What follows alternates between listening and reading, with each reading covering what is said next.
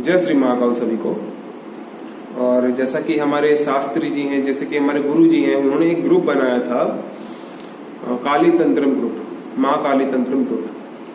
तो उसमें क्या है, उस ग्रुप की खासियत यह है कि उस ग्रुप में आपको षटकर्म वगैरह और जो तांत्रिक क्रियाएं, प्रक्रियाएं, चक्र जागृति और काफी सारी और भी क्रियाएं आपको सिखाई जानी थी उस ग्रुप में। और ये ग्रुप एक ऐसा ग्रुप है जो कि एक साधक को सिद्ध में परिवर्तन करने की क्षमता रखती है। तो आप भी समझ सकते हैं कि उस ग्रुप की खासियत क्या है।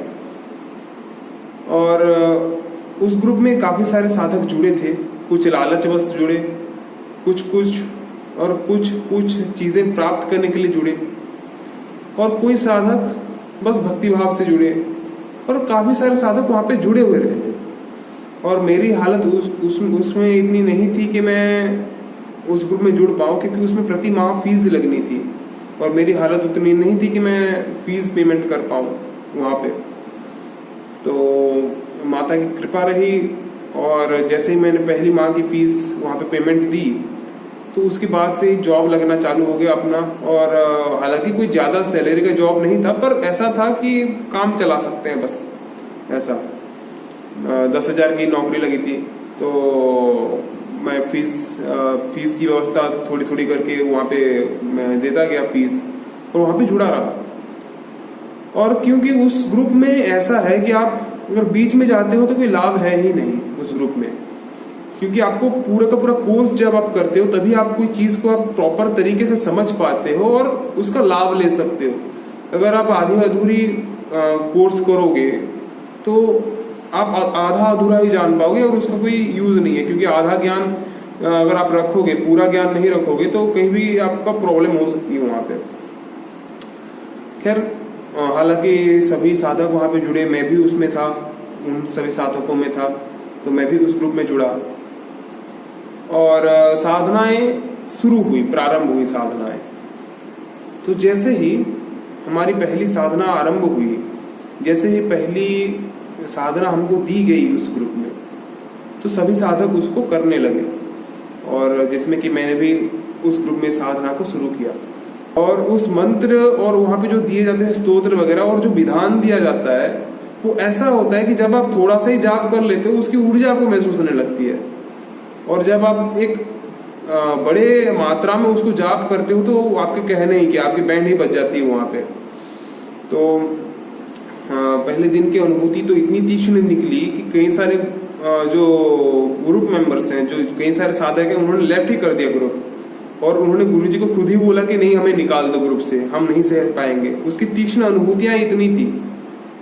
और फिर साधनाएं धीरे धीरे आगे बढ़ी, और प्रथम साधना में ही जो पहले दिन पेट दर्द हुआ, फिर दूसरे दिन ऐसा हुआ कि मेरे से संभाल ही नहीं गई ऊर्जा। फिर धीरे धीरे मैं करता गया साधना, और ऐसी एक अनुभूति ये रही कि एक ऊर्जा, एक एनर्जी, फिर जो है और भी एक्सपीरियंसेस रहे। जैसे कि जाप कर रहे हैं, पूरे घर में एकदम धमाधम धड़ाम धड़ाम साउंड होता रहता है। और भी काफी सारी ऐसी अनुभूतियां, काफी सारे साधक की अलग अलग अनुभूतियां रही, और इसी कारण की वजह से ही काफी सारे साधक वहां पे ग्रुप को लेफ्ट कर दिया। और जैसे कि गुरुजी बोलते हैं पात्रता की बात, कि जिसमें पात्रता होगी वही पूर्ण कर पाएगा इस ग्रुप को। तो वैसे ही बाकी साधक जो है, जिसमें कि थोड़ी सी पात्रता की कमी थी या फिर कोई भी कारण रहा हो, वो काफी सारे साधक आधे से ज्यादा ग्रुप को लेफ्ट कर दिए हैं अभी तक, क्योंकि उसमें अनुभूतियां इतनी तीक्ष्ण थी कि वो संभाल ही नहीं पा रहे थे उसको।